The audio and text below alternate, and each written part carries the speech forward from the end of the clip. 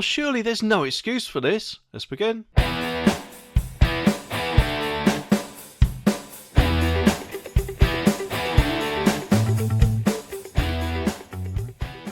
Now obviously I guess unless you've been living under a rock, you would have heard that Donald Trump actually got shot the other day whilst giving a speech. And this sort of thing shouldn't be happening nowadays, should it? Especially as, firstly, the Secret Service were there, and secondly, you would have thought that security checks would actually been carried out around the local area. Especially as the bloke who actually shot the shooter already had his rifle set up and that should have been scouring about, and obviously I'm guessing he was. However, it does make you wonder just how long it took the guy to climb up onto the roof, get into the position where he wanted to be, and then get his rifle ready, and things like that. And also there has been reports that people were trying to let the police know before the shooting actually happened. And speaking of which, Donald Trump is really lucky. I mean, just look at how close he actually came to what, let's face it, could have been a very different news story. And I think he realises that because, according to this article, it says that Trump called an attempt made on his life at the Pennsylvania rally a very surreal experience. In an interview with the New York Post on Sunday, he says, "I'm not supposed to be here. I'm supposed to be dead." I mean, just think of how he must have felt in the immediate aftermath of that. He added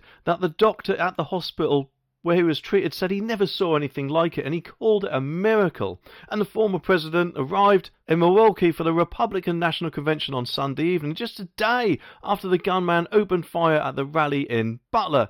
And he's not officially due to speak until later in the week, but it is possible that Trump will speak at the event following the incident. And, you know, of course I don't know about you, but I actually personally think that Donald Trump showed great resilience and a huge set of balls by getting up after it happened and going, fight, fight, fight, or whatever he said just after that happened. Because let's face it, there could have actually been another shooter who either smuggled something in or around the local area, which, let's face it, you know, they could have missed as well, eh? And he isn't finished there, because Trump told the US outlet The Washington Examiner that the speech I was going to give on Thursday was going to be a humdinger. He told the paper, and had this not happened, this would have been one of the most incredible speeches.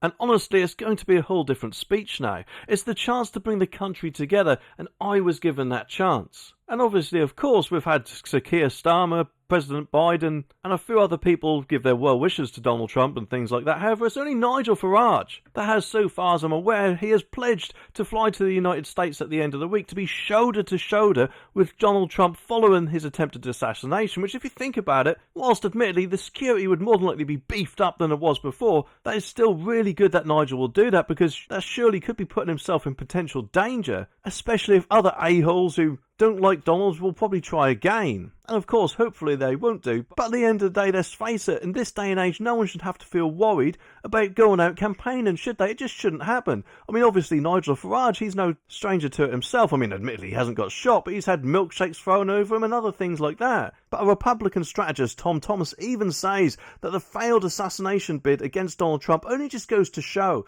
that he won't falter when facing America's foreign foes, which, if you think about it, is only guaranteeing his victory, because surely no country would want their leader to back down or bend over or cower away from a potential threat, and Donald did not do that. I think if anything, he gave any future would-be attackers the virtual middle finger, so well done, Donald Trump.